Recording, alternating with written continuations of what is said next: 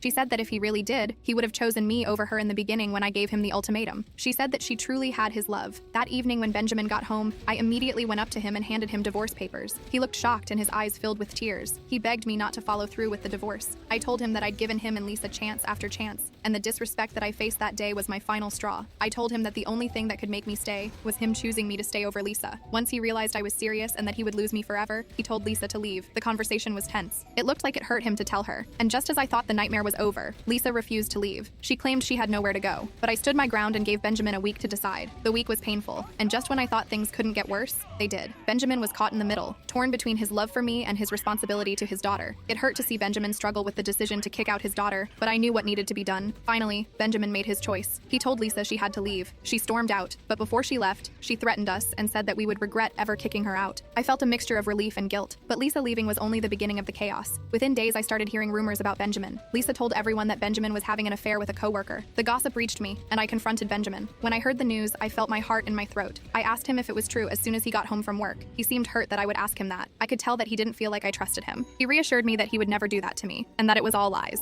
He showed me his phone, and the messages between him and his coworker were strictly business.